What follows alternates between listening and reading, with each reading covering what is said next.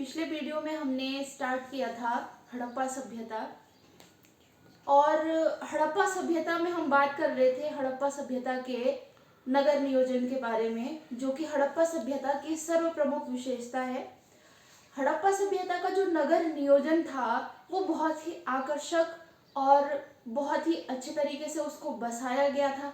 वहाँ के नगरों की जो बसावट थी, नगरों को दो भागों में वहाँ पे बांटा गया था।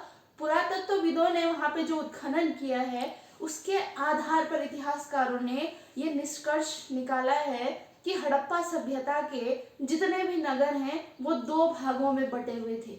एक को कहा जाता था निचला नगर और दूसरे को कहा जाता था दुर्ग क्षेत्र। दुर्ग क्षेत्र, दुर्ग मतलब किला। तो इतिहासकारों का मानना है कि जो ये दुर्ग यानी कि जो सामान्यतः जो क्षेत्र है, इलाका है, उससे थोड़ा ऊंचाई पर इन दुर्गों को बसाया जाता था और संभवतः इन दुर्गों में वो लोग निवास करते थे जो उस समय हड़प्पा सभ्यता को एक तरीके से लीड कर रहे थे, नेतृत्व कर रहे थे। जो उस समय का शासक वर्ग था वो दुर्ग में रहते थे। और निचला नगर यानी कि यहाँ पे आम जनता, आम प्रजा उस समय की निवास करती रही होगी, ऐसा इतिहासकारों का मानना है। हड़प्पा है, मोहनजोदड़ो है, लोथल है, चाहे भी कोई भी स्थल है, सभी स्थल हमें दो भागों में बटे हुए मिलते हैं। तो ये उनकी नगर नियोजन की पहली विशेषता थी। दूसरा, वहाँ की जो सड़कें थी, सड़कों को बिल्कुल एक अनुपात में बनाया गया था। सड़कें एक दूसरे को समकोण पर काटती थी, अर्थात 90 डिग्री की एंगल पर सड़कें एक दूसरे को क्रॉस करती थी। और जो वहाँ की मुख्य सड़क थी मोहनजोदड़ो की, वो 9 मीटर चौड़ी थी और इस सड़क को कहा जाता था राजपथ।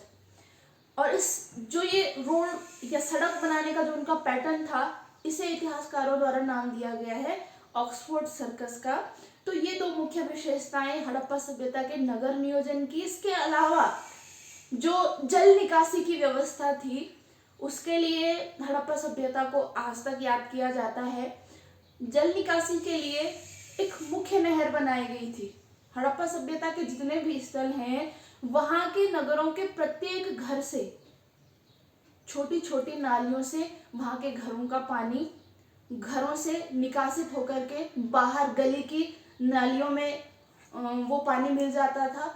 और जो विभिन्न गलियों की नालियां हैं, उनसे पानी मिलकर के जो मुख्य नाला है उसमें गिर जाता था। और नालों की सफाई के लिए उनमें बीच बीच में मेन होल भी बनाए गए थे, ताकि समय समय पर उनको खोल करके नालियों की सफाई की जा सके।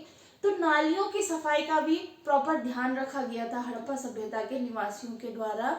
तो कहीं ना कहीं हमारे मन में ये प्रश्न उठता है कि इतनी विकसित सभ्यता होने के बावजूद भी इसका पतन क्यों हुआ। तो बात करते हैं इसके पतन की। हड़प्पा सभ्यता के पतन के विद्वानों द्वारा अलग अलग कारण दिए गए हैं।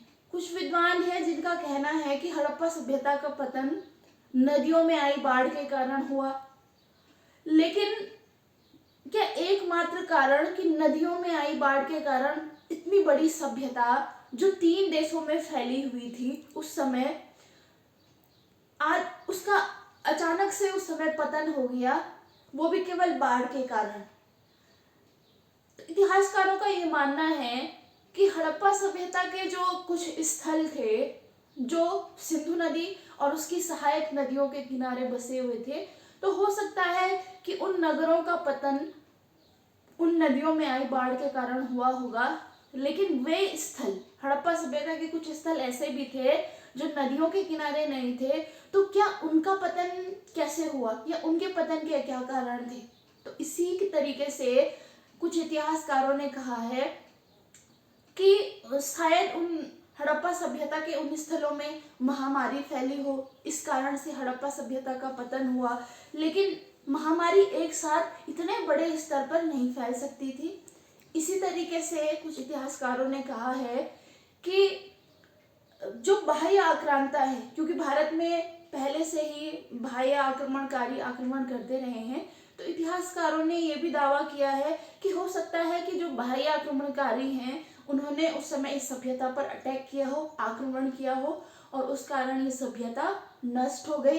तो निष्कर्ष रूप में हम हम ये कह सकते हैं कि इस सभ्यता का पतन किसी एक कारण से नहीं बल्कि इन सभी कारणों से सम्मिलित रूप से हुआ होगा, और इतनी विकसित सभ्यता जो हमारे भारत की थी एक दिन उसका पतन हुआ। तो हड़प्पा सभ्यता जो एक नगरीय सभ्यता थी, हमारे भारत के इतिहास में जब बात करते हैं कि भारत में प्रथम नगरीकरण का युग कब आया, तो हड़प्पा सभ्यता को ही भारत में प्रथम नगरीकरण का काल माना जाता है, और द्वितीय नगरीकरण का काल माना जाता है 6ठी शताब्दी ईस्वी पूर्व में, जब भारत में 16 महाजनपदों का उदय हुआ। जो ये 16 महाजनपद हैं, इन 16 महाजनपदों में से भी एक शक्तिशाली महाजनपद के रूप में उभर कर हमारे सामने आया मगध, और आगे चलकर के इस मगध महाजनपद में ही मौर्य और गुप्त साम्राज्य जैसे बड़े बड़े राजवंशों का उदय हुआ, और इन राजवंशों ने भारत को इतने शक्तिशाली महत्वाकांक्षी राजा दिए जिन्होंने पूरे विश्व में भारत का परचम लहराया। तो अगले वीडियो में हम पढ़ेंगे 16 महाजनपदों के बारे में। तब तक के लिए धन्यवाद।